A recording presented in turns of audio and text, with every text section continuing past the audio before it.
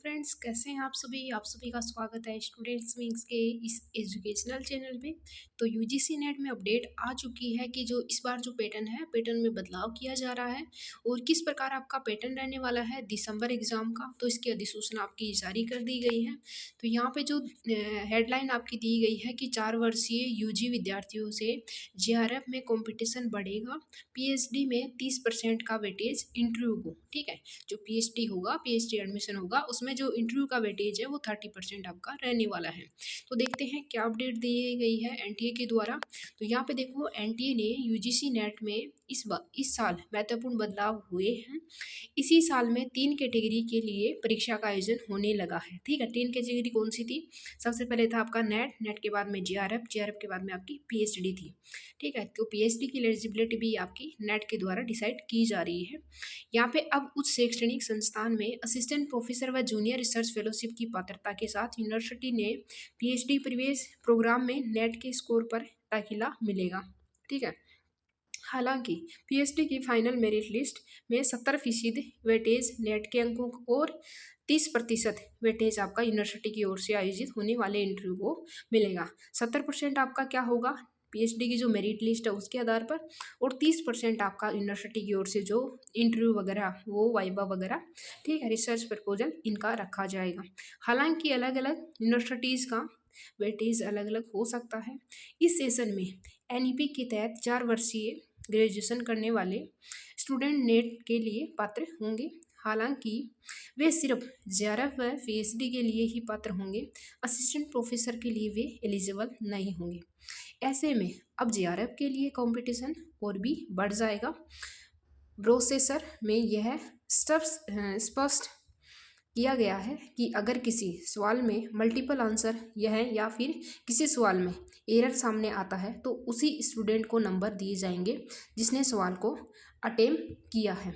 इसका मतलब ये होता है कि अगर आपके किसी क्वेश्चन में आंसर दोनों सही है, ए और बी दोनों सही है, ठीक है, तो किसी ने ए सही किया है या फिर किसी ने बी सही किया है, ठीक है, तो जिन्होंने उनको सेलेक्ट किया है, ए सेलेक्ट किया है या फिर बी सेलेक्ट किया है, उनको ही उसमें क्या किया जाएगा, जैसे बोलते हैं कि बोनस अंक दिए जाते हैं, तो उसी विद्यार्थी को, उसी कैंडिडेट को दिया जाएगा जिन्होंने उस क्वेश्चन को अटेम्प्ट किया।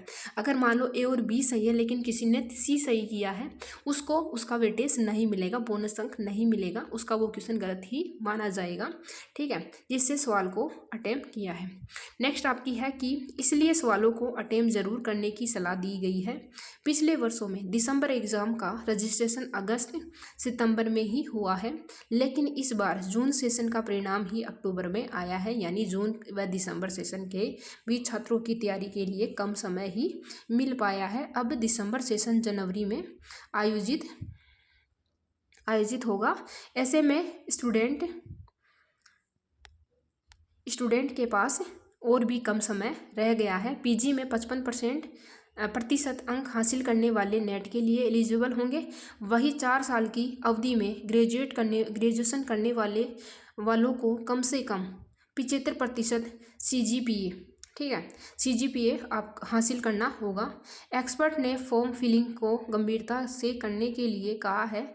गलत फॉर्म फिलिंग से नेट क्लियर करने के बाद होने वाले सिलेक्शन में दिक्कत आ सकती है। अगर आपने इन्फॉर्मेशन गलत भरी है अपनी यूजीसी नेट के एप्लीकेशन फॉर्म में, तो फिर आपकी एलिजिबल होने के बाद में सिलेक्शन में दिक्कत आपकी आ सकती है।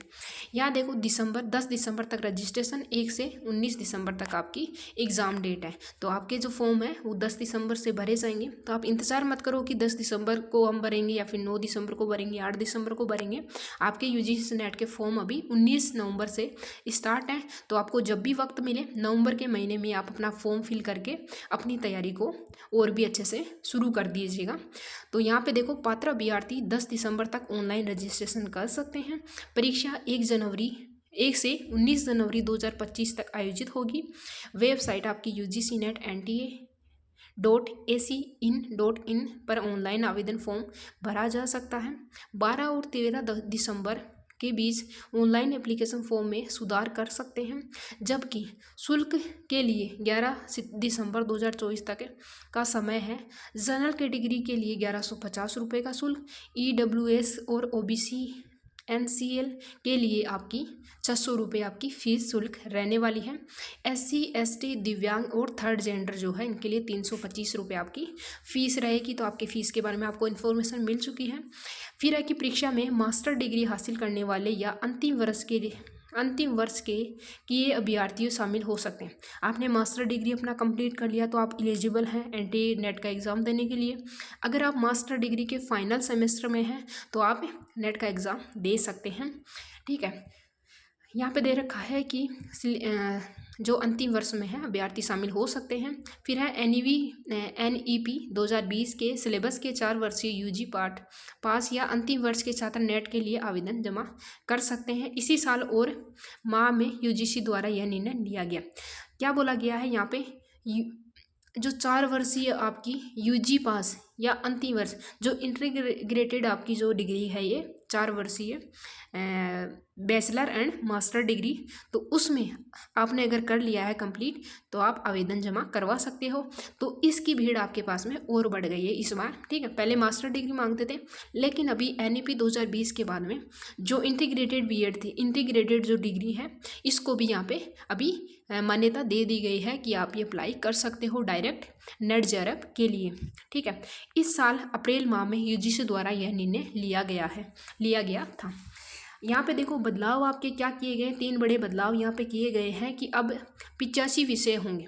पहले कितने थे, 83 सब्जेक्ट थे टोटल। जून में 83 थे, एक सब्जेक्ट और बढ़ाया गया था तो 83 सब्जेक्ट हो गए थे। अभी जो सब्जेक्ट ऐड किए गए, कितने सब्जेक्ट, 2 सब्जेक्ट और ऐड कर दिए गए। ठीक है, जून में एक सब्जेक्ट शामिल किया गया था, अभी 2 सब्जेक्ट और शामिल किए गए हैं। तो टोटल मिला के 85 आपके UGC नेट के सब्जेक्ट हो जाते हैं। यहाँ देखो फर्स्ट है कि नेट के लिए 2 विषय जोड़े गए हैं। अब कुल 85 विषयों के लिए परीक्षा होगी। इसी साल जून सेशन में 83 विषयों के लिए आवेदन आमंत्रित किए गए थे। NEP 2020 के सिलेबस पढ़ रहे 4 वर्षीय UG पास या अंतिम वर्ष के छात्र के परीक्षा के लिए पात्र होंगे। या तो उन्होंने 4 वर्षीय UG पास कर ली या फिर उन्होंने अंतिम वर्ष 3 इयर्स कंप्लीट कर लिए हैं और 4th ईयर में वो भी हैं तो वो भी पात्र होंगे एग्ज़ाम देने के लिए।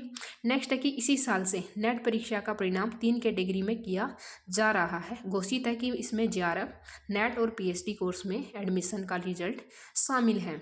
तो आपको इन्फॉर्मेशन कैसी लगी, ये आपका चेंजेस था, बदलाव था दिसंबर एग्ज़ाम को लेके, तो आपको बदलाव देखने को मिलेगा। और अभी थोड़ी सी आपके जो है कंपटीशन भी बढ़ रहा है, धीरे धीरे आपका जो पेपर का लेवल है वो भी आपका बढ़ रहा है। तो अपनी प्रिपरेशन को पेपर के अकॉर्डिंग करिए, PYQ पेपर लगाइए और PYQ पेपर के साथ में अपने जो कॉन्सेप्ट है पिछले वाले पेपर्स के वो कॉन्सेप्ट आप क्लियर करने की कोशिश करें, क्योंकि जो ऊपर का जो सिलेबस है वो 2019 से आपका चल रहा है। तो 2 सालों में ऊपर का कॉन्सेप्ट आपका आ चुका है।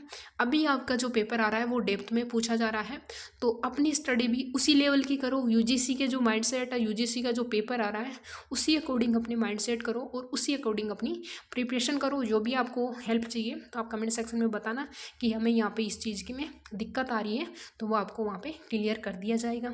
तो चलो मिलते हैं नेक्स्ट वीडियो में, तब तक अपना ख्याल रखिए। और सिलेबस अपडेट के बारे में अभी कोई बात आई नहीं है कि सिलेबस चेंज किया जा रहा है। पहले अपडेट आ चुकी है कि सिलेबस को चेंज किया जाएगा, लेकिन अभी ऐसी कोई अपडेट अभी तक नहीं आई है और मे भी अभी चेंज नहीं करेंगे। जून सेशन से आपका चेंज हो सकता है।